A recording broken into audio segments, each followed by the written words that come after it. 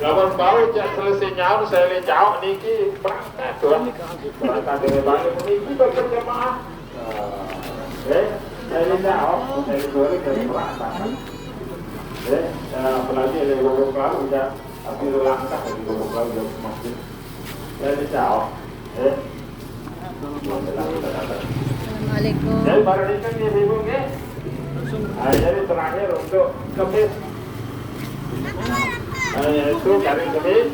Tala'al badru alaina.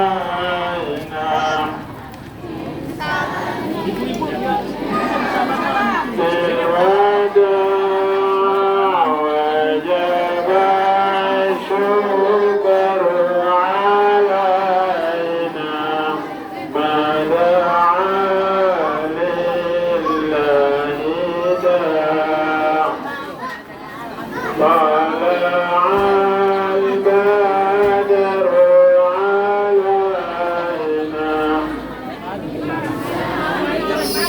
يأتي الوداع وجب الشكر علينا ما دعا لله داع طلع البدر علينا من ثنيات الوداع وجب الشكر علينا ما دعا لله داع.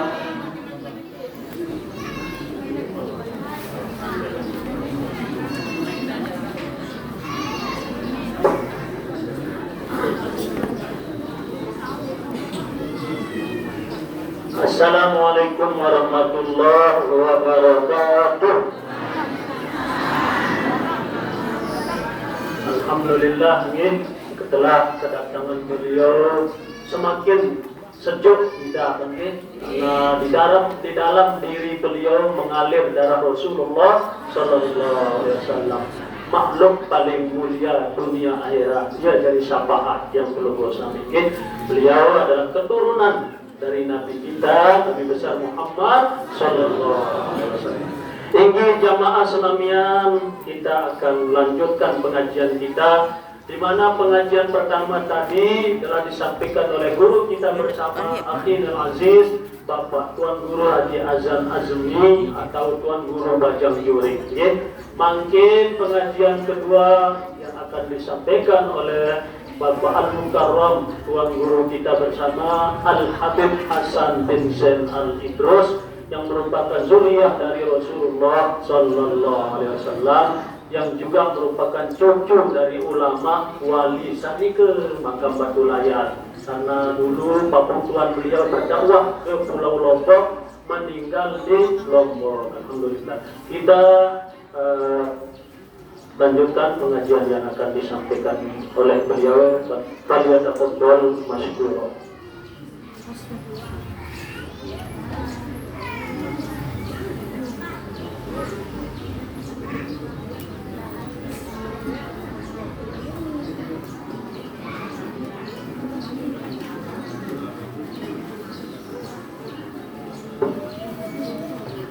Bismillahirrahmanirrahim. Assalamualaikum warahmatullahi wabarakatuh.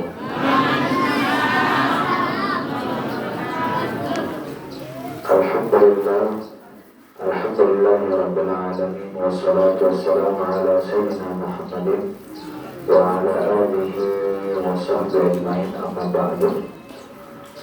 Al-Mukarramun wal Muhtaramun yang kita sama-sama hormati dan cintai, Tuan Guru Azan Azmi, semoga beliau dipanjangkan umur sama Allah Subhanahu wa Ta'ala dan kita mendapatkan keberkahan daripada guru-guru beliau. Amin amin ya rabbal alamin. Yang kedua kalinya yang kita sama-sama hormati para Tuan Guru, para kiai, para sesepuh masyarakat, majelis taklim, sikapnya hadirin hadirat yang dimuliakan oleh Allah Subhanahu wa Ta'ala. Pertama-tama bersyukur kepada Allah Subhanahu wa Ta'ala pada siang menjelang hari ini kita diberikan kesempatan sama Allah Subhanahu wa Ta'ala begitu besar di bulan Sya'ban. Bahkan kita berada di hari setengah daripada bulan Sya'ban. Nanti malam kita sama-sama baca Yasin ba'da salatul maghrib. Biasanya bacanya di mana? Di sini apa di masjid? Di masjid. Mungkin nanti dipimpin oleh Tuan Guru, kita ikut berbondong-bondong ikut semua baca Yasin. Jangan sampai tidak ikut baca Yasin. Karena kenapa? Setiap Yasin itu ada niat tersendiri. Rasulullah SAW pernah ditanya sama Siti Aisyah, "Ya Rasulullah, kenapa engkau ini banyak sekali puasa di bulan Sya'ban?" Apa kata Rasulullah SAW? Ya Rasulullah, bulan itu banyak orang lalai di bulan Sya'ban. Baina Rajab wa Ramadan, karena bulan Sya'ban ini diapit oleh 2 bulan mulia, Rajab dan Ramadan. Ramadan adalah bulan yang paling tinggi di dalam Islam. Yang nomor 2 bulan yang paling tinggi, ada 4 bulan, salah satunya bulan Rajab. Jadi bulan Rajab ini adalah nomor 2 bulan yang tertinggi di dalam Islam. Nomor 1 Ramadan, nomor 2 yaitu Rajab. Ramadan tempat turunnya Quran, Rajab tempat turunnya perintah sholat. Inilah dia bulan Sya'ban, diapit oleh 2 bulan mulia. Rasul ditanya, "Kenapa engkau sering puasa di bulan Sya'ban ya Rasulullah?" Siti Aisyah istri beliau memperhatikan kebiasaan Rasul. Ternyata paling banyaknya Rasul puasa, yang paling banyak pertama Ramadan, setelahnya itu bulan Sya'ban. Paling banyak puasa. Rasul mengatakan, "Kenapa engkau banyak puasa ya Rasulullah?" Itu bulan banyak orang lalai. Kalau Ramadan banyak orang puasa, Rajab pun banyak orang puasa sunnah. Banyak orang puasa sunnah kalau bulan Rajab. Tapi kalau di bulan Sya'ban jarang orang puasa. Ternyata muncullah kaidah, barang siapa yang beramal ketika orang lagi lalai, maka nilai ibadahnya dikalikan ribuan kali lipat oleh Allah. Saya kasih contoh bapak-bapak, ibu-ibu, contoh kecil. Ada orang sholat tahajud 2 rakaat malam hari.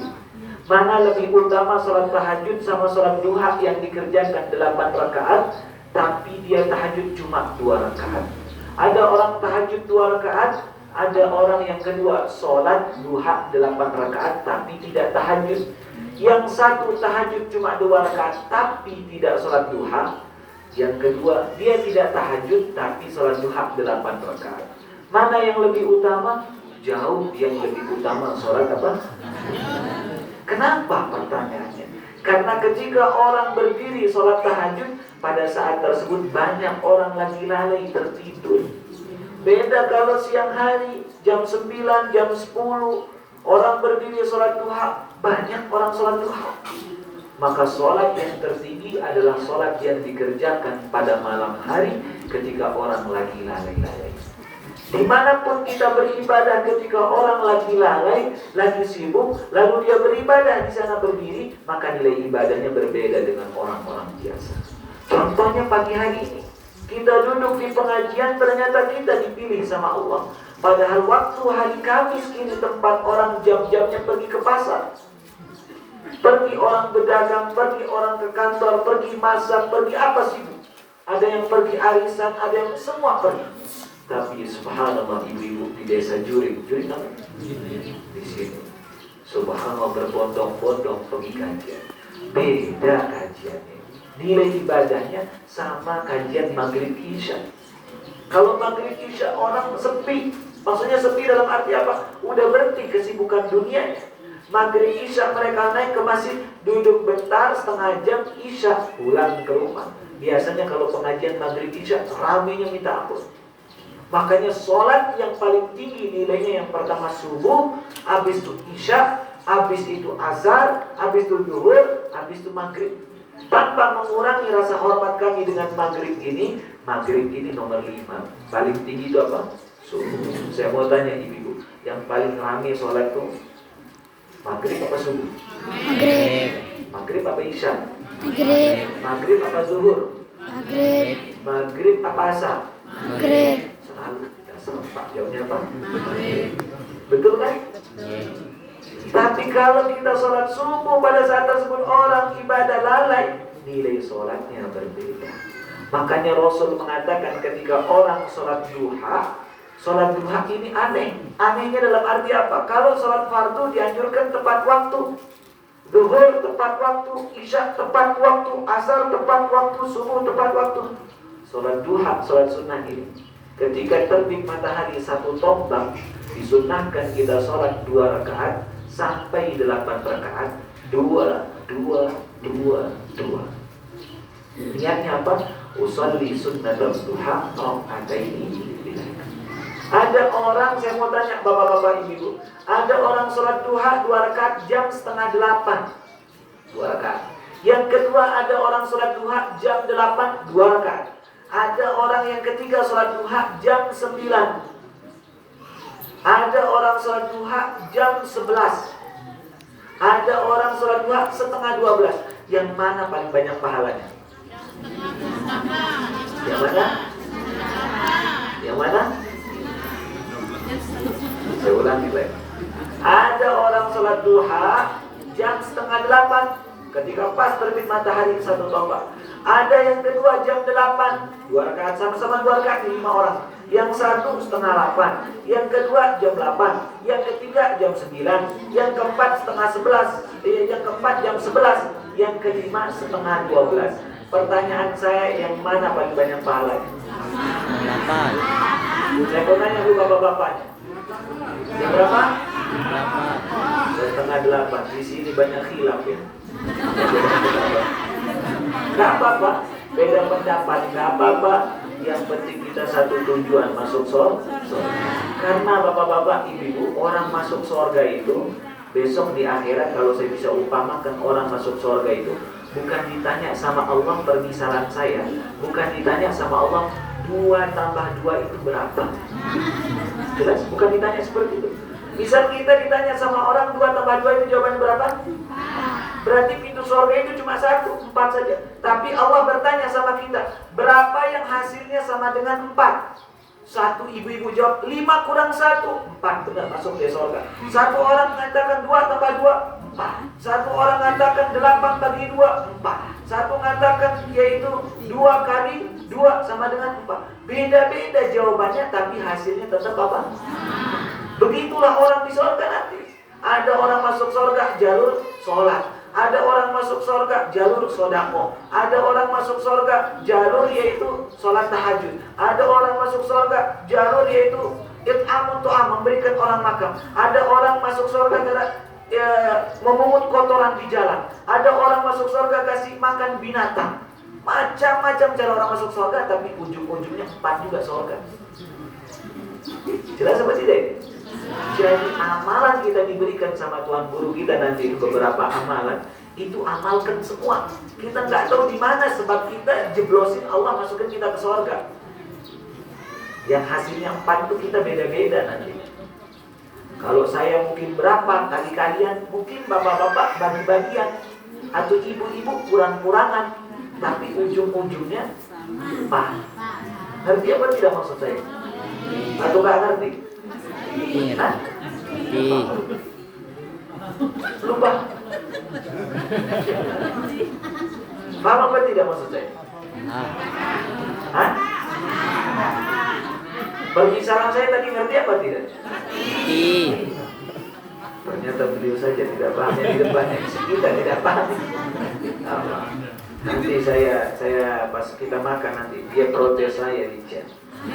Seumur-umur tumben ada orang protes saya lewat chat. Iya saja. Seumur-umur saya punya murid tidak pernah protes saya. Dia bilang, Ustaz, jangan buat saya malu. Tumben orang chat saya begini. Kenapa? Gara-gara udah dia masak. Ini Ustaz tak mampir. Oh iya, insyaAllah saya mampir. Kemarin itu saya ada jadwal, saya mampir sekarang. InsyaAllah saya makan sampai zuhur, habis sholat baru saya pergi takziah. Sudah, tidak saya ada. Sampai mana saya jelaskan tentang sholat duha, bapak-bapak. Jelas tentang sholat apa? Duha. Yang mana paling banyak pahala ibu? Yang berapa? Yang berapa? Iya, Rasul mengatakan, kita berujuk dalam hadis itu. Rasul dalam terjemahan hadisnya mengatakan apa? Paling besar, paling afdolnya orang sholat duha ketika anak onta lagi kepanasan dia berjemur. Jadi biasanya dia keluar, itu ibu onta sama anak ontanya. Biasa kalau udah kepanasan, ibunya balik, ada bayangan. Duduk di sana dia, agak minggir dikit, kebayangan ibunya. Kapan anak onta kepanasan naik benar-benar matahari itu? Jam 9:30-10. Dan tempat ini dikatakan sama ulama, tempat sibuk-sibuknya orang cari dunia. Jam 7:30 bagus sholat duha, jam 8 bagus. Tapi kapan yang lebih afdal orang sholat duha? Ketika orang lagi sibuk cari dunia, jam 9:30, 9:30, berdirilah dia sholat duha. Ini nilai ibadahnya berbeda sama yang lain. Karena orang paling banyak lalai. Kalau 11:30 orang udah pulang Cidomunya dari pasar tuh. Jam 7:30 belum kita ke kantor, kadang masih sedikit kerjaan. Tapi jam 9, 9:30 ini tempat orang mondar-mandir ngantri, bahkan yaitu ngambil minyak. Karena sekarang sedikit minyak. Betul apa tidak? Kemarin saya ngisi di Sepalut. Kemarin saya lupa malam apa saya ngisi itu. Begitu saya ngisi di Bali Pelangi di samping, asar 5:30 saya jalan sampai sana Sembalun jam 9 malam. Langsung ngisi kajian pada saat tersebut. Begitu saya ngisi, Ustaz, boleh kasih pertanyaan, ada hadiah. Saya lihat apa hadiahnya yang hadir, banyakkan dari Mataram. Mereka sekalian camping di sana, buat pengajian di sana. Ada sebagian dokter, ada bagian dari tempat gubernur, banyak yang datang, orang pegawai-pegawai buat di sana. Apa hadiahnya? Saya bilang, ini ada minyak goreng. Langka ya. Tapi ada yang lebih langka daripada minyak goreng. Siapa itu? Orang soleh. Jelas? Kalau ketemu orang soleh, kita punya guru, pegang dia kuat-kuat. Berguru terus karena sanadnya nyambung sampai Nabi Muhammad SAW.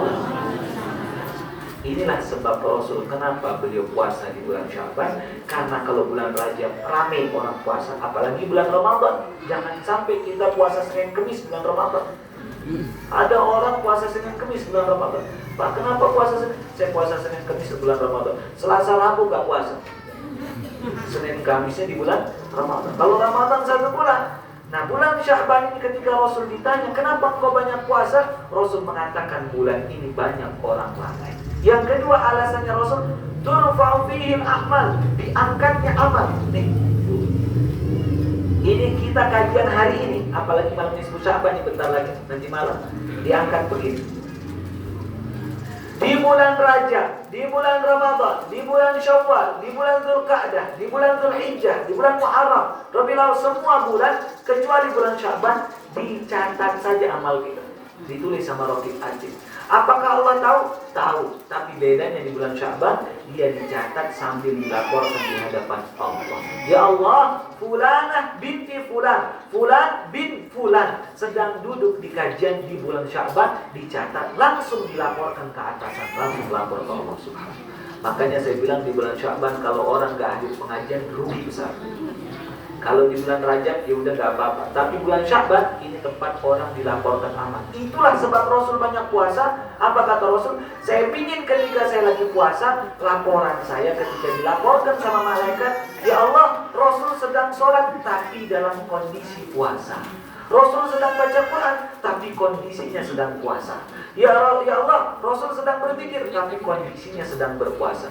Rasul pun senang ketika dilaporkan amalnya ketika dia sedang berpuasa. Makanya ibu-ibu yang masih punya utang 7 hari, 6 hari, headnya dulu kemarin, jangan sampai datang bulan Ramadan ini kita kena 2 nanti, qadha sama fidyah. Sudah bayar utang semua apa tidak? Benar, utang Ramadan.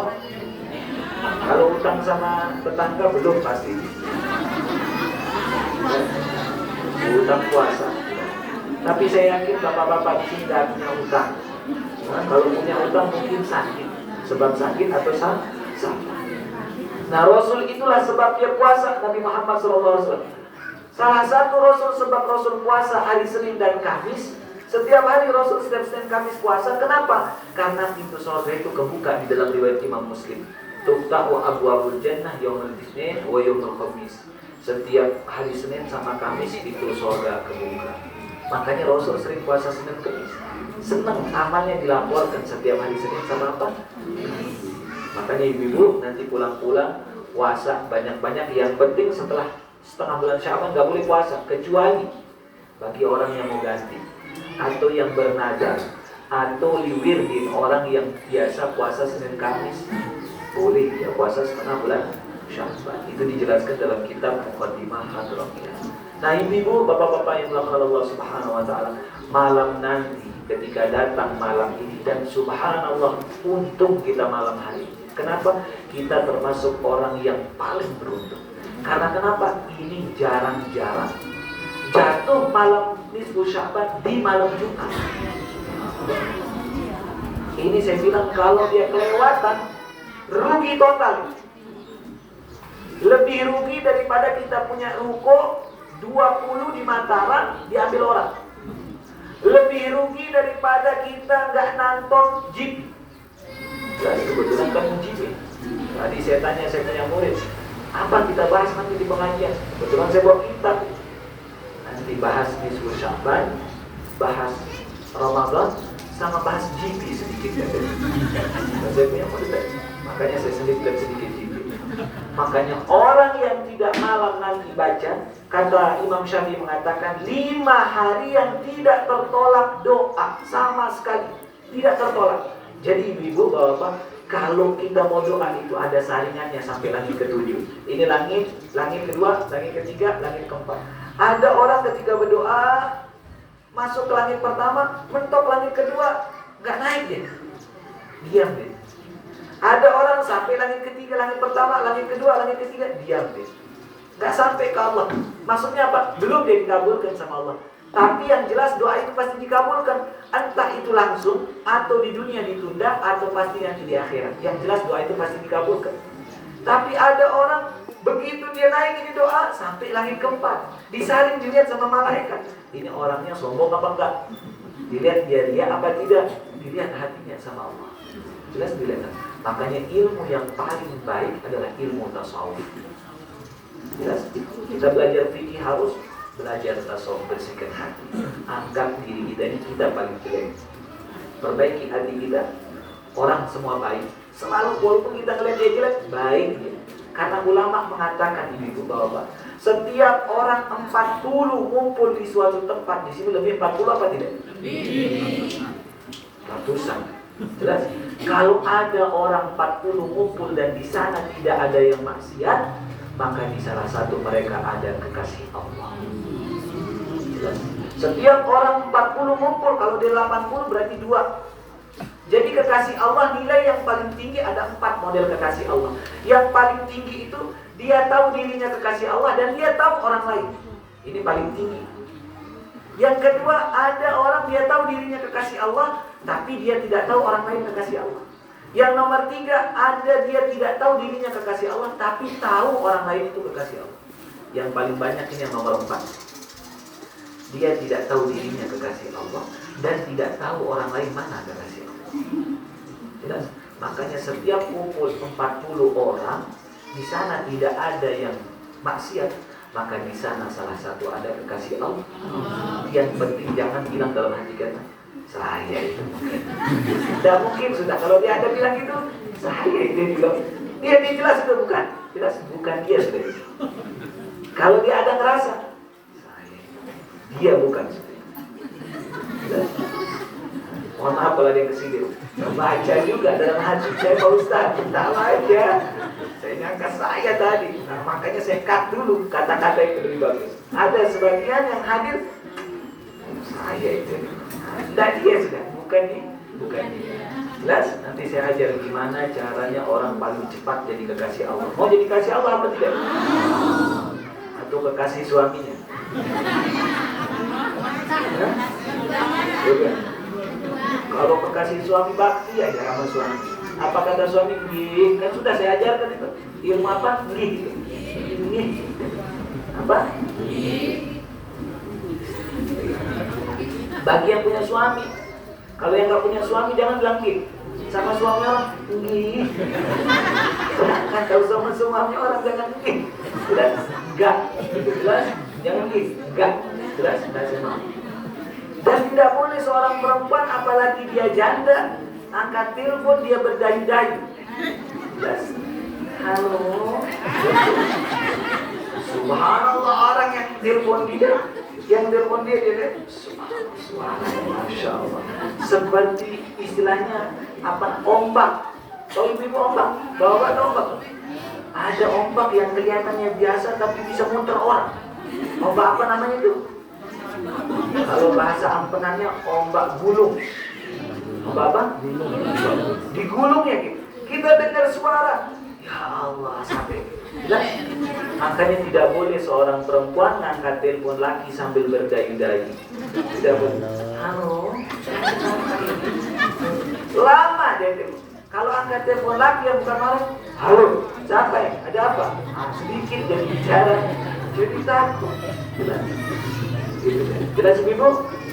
Saya yakin ibu punya HP. Punya HP apa tidak? Kalau orang yang tidak jelas, apalagi dia langsung blok. Ujian, jelas ujian. Nah, kalau mau halalkan saya, datang ke rumah saya. Saya udah di depan pintu ada. Ya Allah, cepat. Nanti dulu besok sudah ada. Gitu. Maka ketika kata Imam Syafi'i ada 5 malam yang tidak mungkin tertolak doa seseorang. Kayak tadi saya katakan ada orang begitu dia wafat, bapak-bapak ibu-ibu, baru dia lihat doanya. Ya Allah, doa saya dulu itu. Padahal saya minta jodoh sama yang ini, dikasih ini. Kasih hadiah sama ini, kasih hadiah. Dulu saya minta rumah sama Allah, belum dikasih rumah jadi saudara. Ya Allah, apa kata orang yang mengatakan? Ya Allah, seandainya doa saya semuanya jangan dikabulkan aja di dunia, di akhirat saja sakit besar. Tapi ibu, ada doa orang dari dunia sampai akhirat dia dikabulkan. 5 tempatnya. Ketika Pak langit itu kebuka. Begini dulu. Kebuka. Nggak pakai sarinya lagi sudah. Nggak pakai apa? Sarinya. Hati-hati tapi malam ini penuh hati-hati. Yaitu yang pertama disebut sama Imam Syafi'i malam Idul Fitri. Pertama. Yang kedua malam Idul Adha. Yang ketiga malam Jumat. Yang keempat malam nisfu Sya'ban. Subhanallah. Ini malam apa? Jumat.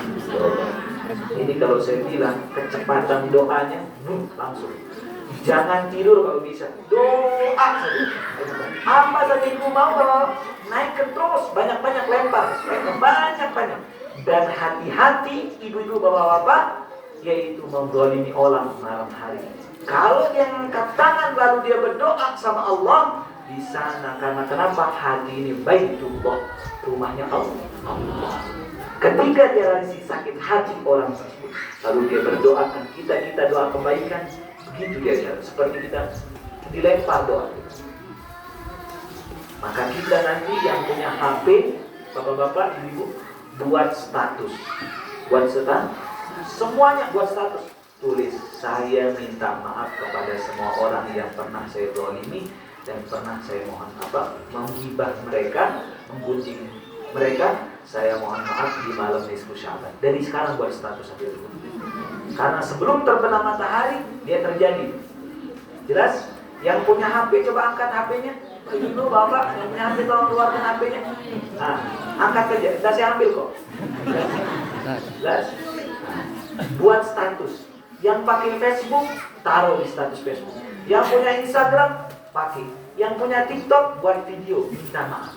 Apa saja buat, minta maaf. Karena kenapa? Di bulan Sya'ban, malam nisfu Sya'ban ini kita dianjurkan pertama ziarah ulama. Dan ibu-ibu yang datang hari ini termasuk dapat ziarah ulama. Kita ketemu tuan guru kita, tuan guru azan asli, kita ketemu sesepuh kita, ini termasuk. Jelas? Yang kedua, meminta maaf karena semua orang. Karena kenapa? Di malam nisfu Sya'ban tersebut semua orang diampunkan dosanya sama Allah kecuali 2. Kecuali apa? Kalau saya punya guru bilang Habib Salim Asy-Syafi'i 11 orang. Berapa orang? Kalau dalam hadis 2 orang. Tapi beliau mengutip dalam kitab yang lain 11 macam. Salah satunya yang disebut dalam hadis asyirku billah, orang yang syirik kepada Allah, yang sering datang masih ke dukun. Dia nggak datang ke tuan guru. Jelas, minta air bagus kalau ke tuan guru dibacakan, itu bukan syirik. Dibacakan Fatihah, tapi kalau dibacakan mantra, nggak tahu apanya, harus bawa air, ayam hitam, mata hitam, semua harus hitam, bunga bagaimana? Tidak boleh seperti itu. Jelas. Orang yang datang ke dukun masih percaya sama seperti itu, dia percaya sama cincinnya, dia percaya sama keris. Punya keris nggak apa-apa, boleh. Saya bukan larang orang punya keris. Bukan berarti semua orang punya keris syirik, tidak. Belum tentu. Bukan orang pakai cincin langsung syirik, sunnah pakai cincin. Jelas. Yang dilarang sama Allah percaya terhadap kekuatan yang di dalam. Jelas seperti itu. Dia taruh mantra, apa bahasanya? Dia taruh di ajimat. Tapi kalau ajimat dari ulama ada raja-raja itu masih boleh. Jelas, ada tulisan-tulisan itu. Ada memang itu dari sesuatu. Ini yang tidak ada maknanya. Harus kan ini, harus mandi malam, harus berapa kali tidur, berapa kali begini, tidak boleh. Banyak aturannya. Jelas, itu tidak boleh. Jelas. Saya pernah ditanya di HP saya. Di HP saya pernah ditanya, Pak Ustadz, apa hukumnya orang pelihara tuyul? Ini kejadian. Saya cerita apa tidak ini? Boleh saya cerita? Boleh. Direkam ini? Saya dicek, Pak Ustadz, apa hukumnya pelihara tuyul? Saya jawab, tidak boleh dan berdosa. Saya jelaskan, biasanya orang kalau pelihara tuyul itu, pertama setiap malam Jumat tuyul itu biasanya harus dia punya kamar sendiri. Dan harus mohon maaf, harus tuyul ini dikasih minum susu. Jelas seperti itu? Bentar, saya jelaskan ini. Dia harus dikasih susu dan kamar itu disterilkan. Dan dia kalau cari uang, bapak-bapak ibu, tuyul ini tidak tahu nilai uang. Dia ngempas saja, ngambil. Tidak dia tahu mana 1.000, mana 10, dia ngambil aja. Jelas? Baru dia bawa ke majikannya. Biasa dia jalan ada yang seminggu sekali, tergantung dia. Dan dia dikasih makan, kadang-kadang macam-macam. Dan dia punya perjanjian sama Tuhan. Kalau dia berhenti ini bahaya, tapi harus wajib berhenti memang seperti itu. Ada resikonya, ada perjanjian. Saya jelaskan seperti itu. Dia jawab apa sama saya? Ustadz pelihara tuyul juga ya?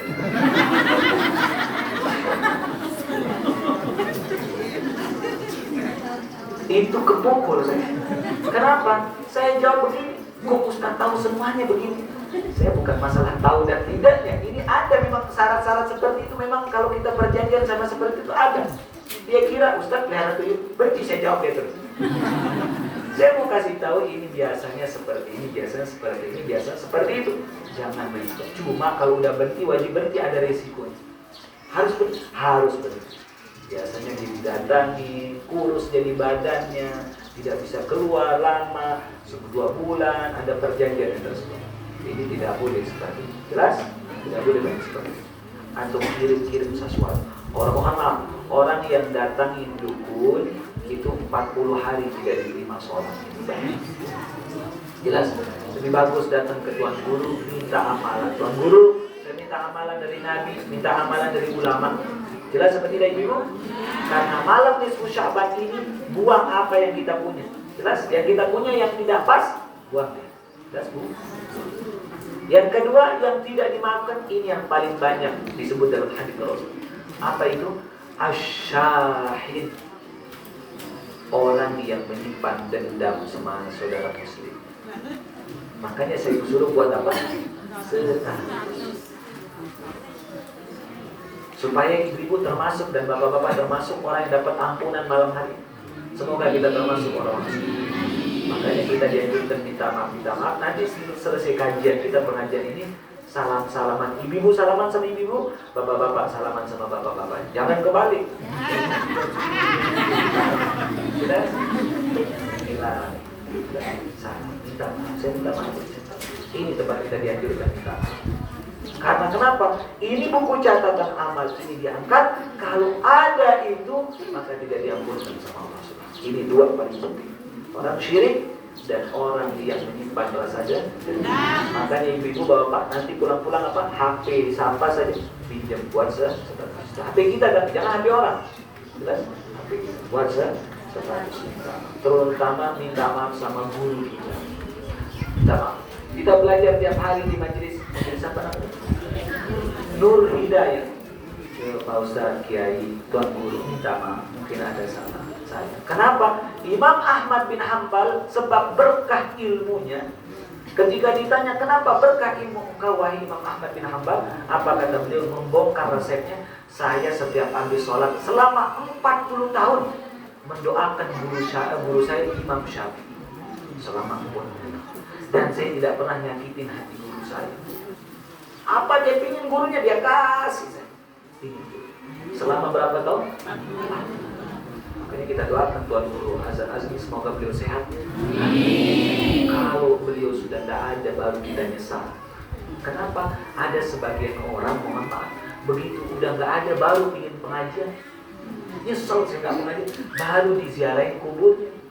Loh pas masih hidup kenapa nggak pengajian? Pas meninggal baru diziarahin kubur. Semasih hidup itu lebih utama ketimbang dia udah meninggal. Mumpung dia masih hidup, maka keberkahan yang dia lihat tatap wajahnya orang-orang soleh di sana, maka kita pandang wajah guru kita. Memandang orang-orang soleh, apa kata Imam Malik rahimahullah ta'ala? Kalau kendor imanku tidak semangat ibadah, aku pergi ke rumah Imam Abu Hanifah, aku datang memandang wajah guruku Imam Abu Hanifah, maka semangat aku ibadah. Sekedar memandang wajah saja. Maka di majelis taklim Nur Hidayah ini berapa ulama sudah datang. Orang-orang soleh berbondong-bondong kita datang melihat saja. Masya Allah. Yang penting jangan tanya nomor teleponnya. Lihat saja. Jelas dilihat. Subhanallah. Melihat wajah orang-orang soleh dan orang yang pernah melihat orang soleh ada pengaruh di dalam hati. Lihat wajah mereka. Jelas apa tidak Bapak Ibu? Kata dalam kitab Manhajus Sawi karangannya Habib Zain bin Sumir, beliau mengatakan di sana karangan tersebut Imam Al-Ghazali beliau mengutip perkataan Imam Al-Ghazali, barang siapa yang mana orang tersebut tidak pergi pengajian lebih daripada 3 hari.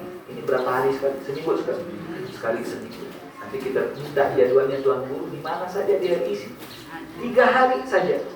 Barang siapa orang itu tidak pergi pengajian selama 3 hari, tidak pernah mendengar ayat atau hadis atau kalam ulama, maka hatinya susah dia menangis dan keras hatinya. 3 hari. Karena kenapa? Badan butuh makanan dan minuman. Kalau badan ini tidak makan dan tidak minum selama 3 hari, tidak makan, lemas badan. Begitu juga hati. Kalau dia tidak pernah mendengar ucapan ulama, hadis Rasul dan ucapan ayat-ayat Al-Quran, maka mati itu lebih daripada 3 hari. Di sini kita hadir, nanti dimanapun ikut hadir. Minimal 3 hari saja. Minimal. Jelas Ibu? Jelas Bapak? Karena mau duhur, saya mau tutup, nanti dilanjutkan oleh Tuan Guru. Sebelum saya tutup. Sudah Tuan Guru? Saya catat ibu-ibu. Catat ibu-ibu. Ada amalan